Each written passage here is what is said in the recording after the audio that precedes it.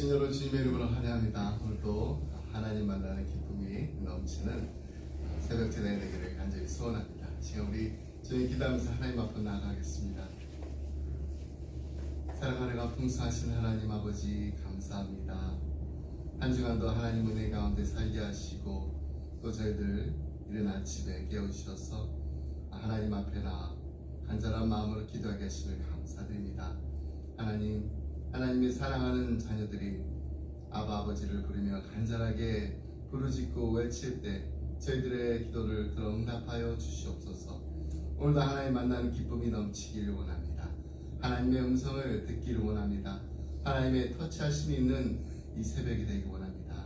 하나님 우리와 함께하여 주시옵소서. 감사드리며 이 모든 말씀 예수의 이름으로 기도드립니다. 아멘. 찬송가 257장 마음에 가득한 의심 깨치고 찬양하시겠습니다. 257장입니다.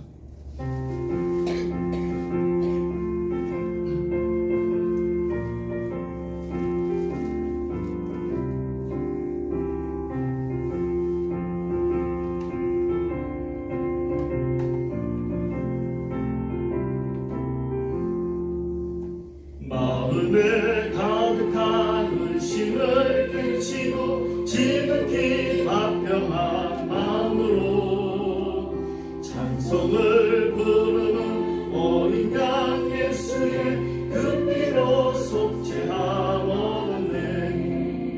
속죄함 주 예수 내 죄를 속했네. 할렐루야 소리를 합하여 함께 찬송하세. 그 피로 속죄함 얻었네. 금이 나눔같이 없어질 법외로 속죄함 받은 건 아니요.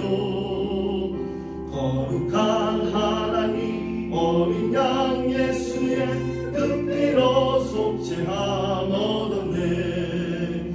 속죄함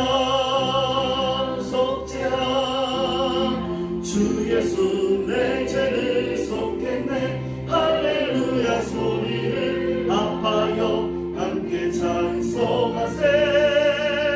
그 피로 속죄함 얻었네.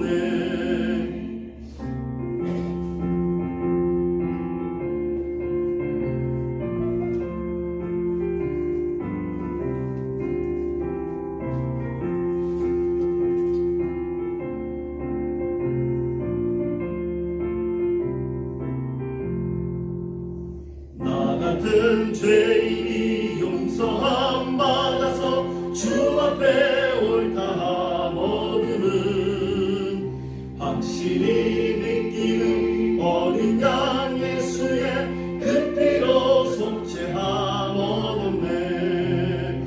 속죄함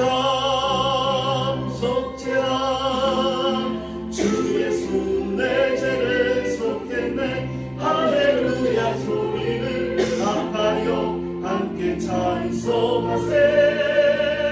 그 피로 속죄함 얻었네. 거룩한 천국에 올라간 후에도 넘치는 은혜의 찬송을 기쁘게 부르는 어린 양 예수의 그 피로 속죄함 얻었네. 속죄함 주 예수 내 죄를 속했네. 할렐루야 소리를 합하여 함께 찬송하세. 그 피로 속죄함 얻었네.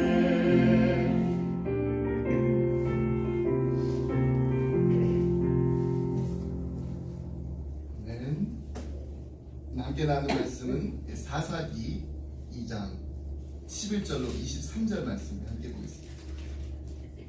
사사기 2장 11절로 23절 말씀입니다. 우리 말씀 한 절씩 교독하겠습니다. 제가 먼저 11절 말씀 읽습니다. 이스라엘 자손이 여호와의 목전에 악을 행하여 바알들을 섬기며 애굽 땅에서 그들을 인도하여 우리들의 전사들의 하나님 여호와를 버리고 다시 신들의 그들의 주위에 있는 백성을 다스리는 자라. 그들의 자녀와 여호와를 신뢰하게 하시되 그들이 여호와를 버리고 바알과 아스타롯을 섬겼으므로 여호와께서 이스라엘에게 정하사 노력하는 자의 손에 넘겨주사 그들이 노력하게 하게 하시며 주위에 있는 모든 백성에게 사랑을 바라시며 그들이 다시 대적을 당하시리라. 그들이 어디로 가든지 여호와의 손이 그들에게 재앙을 내리시니 곧 여호와께서 말씀하신 것과 같고 여호와께서 그들에게 맹세하신 것과 같아서 그들의 괴로움이 심하였더라. 여호와께서 사람을 지으사 요나단의 손에서 그들을 구원하게 하셨사. 그들이 그 사사들에게도 순종하지 아니하고 오히려 다른 신들을 따라가 음행하며 그들에게 절하고 여호와의 명령을 순종하던 그들의 조상들이 행하던 길에서 속히 치우쳐 떠나서 그와 같이 행하지 아니하였더라. 여호와께서 그들을 위하여 사사를 세우실 때에는 그 사사와 함께 하셨고 그 사사가 사는 날 동안에는 여호와께서 그들을 대적의 손에서 구원하셨으니 이는 그들이 대적에게 압박과 괴롭게 하였더라. 슬피 부르짖으므로 여호와께서 뜻을 돌이키셨으니라. 그 사사가 죽은 후에는 그들이 돌이켜 그들의 조상들보다 더욱 타락하여 다른 신들을 따라 섬기며 그들에게 절하고 그들의 행위와 패역한 길을 그치지 아니하였으므로 여호와께서 이스라엘에게 명하여 이르시되 이 백성의 자기 조상의 명령을 만나버리고 나의 도전을遵守하지 않으신즉 나도 여호수아가 죽을 때에 남겨둔 이방 민족들을 다시는 그들 앞에서 하나도 쫓아내지 아니하리니 이는 이스라엘의 그의 조상들을 지킨 것 같이 여호와를 지켜서 함께 있습니다. 여호와께서 그 이방 민족들을 머물러 두사 그들을 속히 쫓아내지 아니하셨으므로 여호와의 손에 넘겨주지 아니하셨더라. 아멘. 우리 지난 한 달 동안 이 사사기 말씀 묵상하면서 이 사사기 하면 가장 먼저 떠오르는 이 각자의 소견에 옳은 대로 행하였던 이스라엘의 모습을 보면서 우리 자신을 돌아보는 시간을 가지고 있습니다. 나의 소견에 옳은 대로 행하는 삶이 아니라 하나님께서 명하시는 대로 순종하는 삶을 살아야지 하나님께서 약속하신 축복을 누릴 수가 있습니다. 내 뜻대로 마옵시고 아버지의 뜻대로, 내 마음대로가 아니라 아버지의 마음대로, 내 계획대로가 아니라 하나님의 계획대로 모든 일들이 하나하나 이루어져 나아가기를 간절히 바라는 우리 기쁨의 성도님들의 가정마다 이 놀라운 축복을 누리시기를 간절히 소원합니다. 신학교에서 이 사사기를 공부하게 되면요, 가장 먼저 배우게 되는 게 있습니다. 이 사사기 공부할 때 바로 이 사사 시대의 이 범죄의 그 악순환 기본 패턴이 무엇인가, 이것부터 배워요. 백성들이 먼저 범죄를 합니다. 그러면 거기에는 이제 하나님의 저주와 심판이 있습니다. 자, 그럼 백성들이 어떻게 하나요? 회개를 합니다. 회개를 하고 구원을 받고, 그런데 또 망각을 합니다. 망각을 하면은 어떻게 되나요? 재범죄. 그래서 범죄, 저주, 심판, 회개, 구원, 망각, 그리고 재범죄라는 이 사이클이 반복해서 지속되고 있습니다. 하나님께서는 이 당신의 말씀에 불순종하고 범죄한 이스라엘 백성들을 향해서 징계를 선언하셨습니다. 즉 더 이상 가나안 족속을 쫓아내지 아니하고 그들로 이스라엘의 옆구리에 가시가 되게 하시겠다는 겁니다. 이는 이스라엘 백성들의 입장에서 보면은 저주였습니다. 그러나 하나님, 이스라엘 향한 하나님의 이 징계는 그들을 멸절을 시키려는 의도가 결코 아니었습니다. 그들로 다시금 회개하게 하고 다시 순종하는 마음을 갖도록 하기 위해서 이 은혜가 내포된 하나님의 섭리였던 것입니다. 때문에 이스라엘 백성들이 고통 중에서 회개하는 마음으로 하나님께 간절하게 부르짖을 때마다 하나님께서는 그들에게 다시 응답하십니다. 그들을 구원할 이 사사를 계속해서 세우셨던 것입니다. 결코 외면하지 않으셨어요. 그렇습니다. 징계는 곧 하나님께서 죄악 중에 있는 당신의 자녀를 부르시는 한 수단이자 아직도 우리를 포기하지 않으셨다라는, 기다리고 계시다라는 표현인 것입니다. 따라서 하나님의 자녀된 우리 성도들은 불신자들과는 달리 징계 가운데 있을지라도 소망을 가질 수 있는 것입니다. 또한 우리 성도들은요, 비록 징계를 받더라도 하나님 앞으로 다시 돌아오기만 하면은 더럽고 추한 이 모든 죄가 다 사라지고 눈보다 더 희고 깨끗하게 거듭난 모습으로 새로워질 수 있습니다. 왜냐하면 이 성도에 대한 징계는 마지막 심판이 아닙니다. 구원으로 인도하시는 하나님의 은혜이기 때문입니다. 오늘 본문 말씀을만 보더라도요, 이스라엘이 하나님을 버리자 하나님도 그들이 숭배하는 그 신들의 그 나라에 이스라엘을 팔아 넘기십니다. 13절로 14절 말씀을 다시 보겠습니다.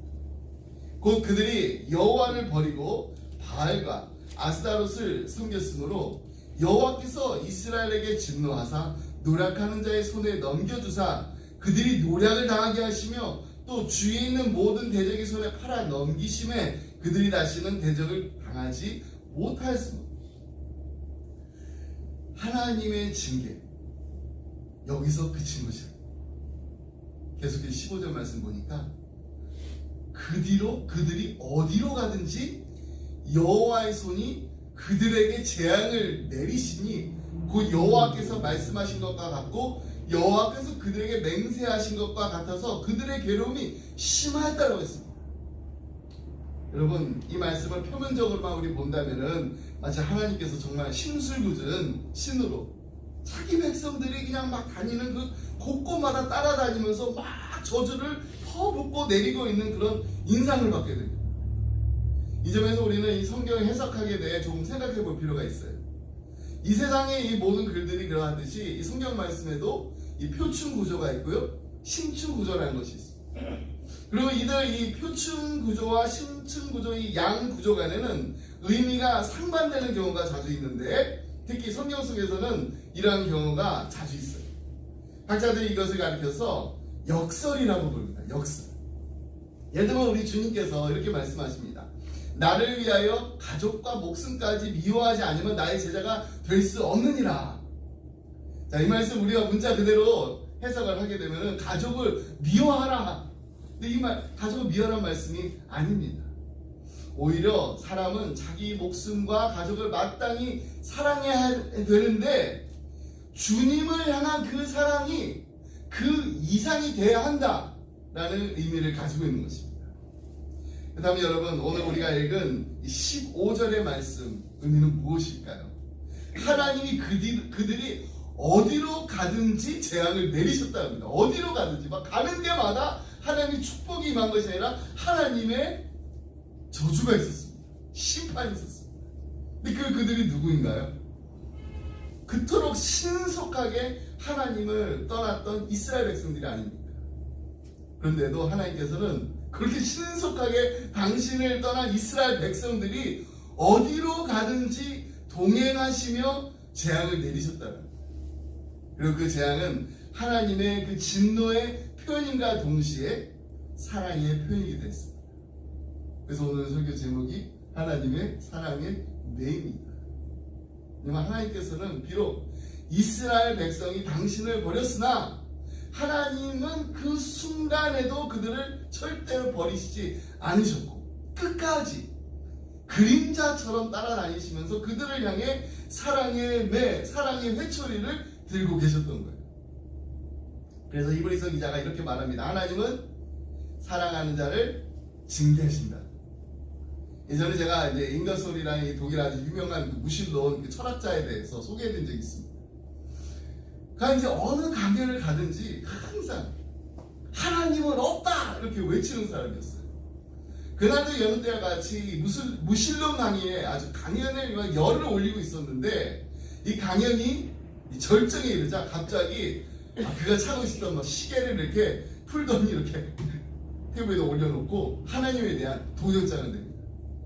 하나님이여, 나는 당신에게 5분이라는 시간을 주겠어. 나는 5분 동안 당신을 저주할 것이고 만약 당신이 살아있다면 나를 저주하고 형벌하시고, 그리고 5분 동안 정말 입에 담을 수 없는 온갖 욕설과 하나님을 저주하고 막 모욕하기 시작합니다. 5분이 지났을 때 어떤 일이 벌어졌을까요? 아무 일도 벌어지지 않았습니다. 자신에게 아무런 변화도 일어나지 않자 이제 더 의기양양하게 외쳤습니다. 여러분 저를 보세요. 이만하면 하나님이 존재하지 않는다는 사실은 충분히 입증되었다라고 말할 수 있지 않을까요? 그때 그 강연자 저 뒤편에 이렇게 앉아 계시던 노인이 천천히 앞으로 나오기 시작했습니다. 그리고 조심스러우면서도 강히 그 누구도 막을 수 없는 아주 단호한 목소리로 말하기 시작했습니다. 나는 하나님이 살아계시다고 믿는 그리스도인입니다. 내가 감히 당신의 연설에 대해서 평가한다면 오늘 당신은 하나님이 존재하지 않는다는 이 사실을 입증한 것이 아니라고 생각합니다. 단지 당신이 하나님과 아무런 상관이 없는 사람이라는 사실을 이 많은 사람들 앞에서 증명했을 뿐입니다. 내가 믿고 경험한 하나님은 내가 그분을 떠나서 거스릴 때 책망하시고 때로는 징계까지 하셨던 분이십니다. 하나님께서는 그의 사랑하는 자녀를 그냥 내버려 두지 않으시기 때문에. 그런데 오늘 하나님은 당신에 대해 침묵하셨습니다. 그분의 침묵은 곧 당신이 그의 자녀가 아니라 버림받은 사람이라는 사실을 입증한 것입니다. 여러분, 그래서 오늘 사사기에 나오는 이스라엘을 향한 이 하나님의 징계가 이들이 하나님의 버림받은 백성이 아니라 아직까지도 끝까지 사랑하는 자녀라는 것을 입증하고 있는 것입니다. 사사기 시대에 계속해서 반복되는 그 기본 패턴이 뭐라고 그랬나요? 백성들이 범죄를 합니다. 그럼 하나님의 저주와 심판이 있습니다. 그럼 백성들이 회개합니다. 구원을 받습니다. 근데 또 망각을 해요. 그럼 어떻게 되나요? 또 범죄합니다. 재범죄. 이 사이클이 계속해서 반복되고 있습니다. 하나님은 계속해서 사랑으로 이스라엘 백성들을 징계하셨기 때문에 이들이 회개하고 돌아올 수 있었던 것입니다. 그래서 회개는 터닝 포인트입니다. 오늘 우리는 사사기 말씀 중에 다시 한번 우리를 사랑하시는 하나님이 자식을 징계하며 사랑의 매를 들더라도 우리를 하나님의 거룩한 자녀답게 살게 하시려는 그 아버지의 그 사랑을 깨닫게 됩니다. 나를 사랑하시기 때문에, 우리를 사랑하시기 때문에 돌아온 탕자와 같이 하나님 앞으로 우리 다시 돌아올 때 우리를 반겨주시는 하나님을 만나게 되는 기쁨의 가정들이 다 되시기를 주님의 이름으로 축복합니다. 아멘. 시간 우리 간절한 마음으로 기도하기 원합니다. 합심하여 기도하기 원합니다. 우리의 삶에 지속해서 반복되고 있는 죄가 있다면 우리 모두 하나님 앞에 나아 회개하기 원합니다. 오늘 우리 처음에 우리 함께 찬양했던 것처럼 마음에 가득한 의심을 깨죠. 여러분, 우리 마음에 정말은 조그만 의심이라 있다면 하나님 앞에 우리에게 얘기해요. 우리의 마음에 미움이 있다, 우리의 마음에 상처가 있다, 이 시간 우리의 모든 이 무거운 짐들을 다 십자가 앞에 내려놓으시기 바랍니다. 하나님은 살아계십니다. 하나님은 우리를 사랑하십니다. 하나님 우리와 함께 하십니다. 사랑하는 우리를 자녀를 위하여서 사랑의 매를 드실 뿐만 아니라 우리를 위로하시고 고쳐주시고 회복시켜주시는 하나님이 바로 우리의 아버지십니다. 이 시간 우리 간절한 마음으로 오늘은 아버지 이렇게 세 번 외치시면서 하나님 도와주세요, 하나님 회개합니다, 하나님 회복시켜주세요, 하나님 다시금 하나님의 거룩한 자녀로 살게 해주세요, 하나님의 사랑하는 자녀로 살게 해주세요. 하나님 앞에 간절한 마음 기도하겠습니다. 아버지 세 번 외치겠습니다. 아버지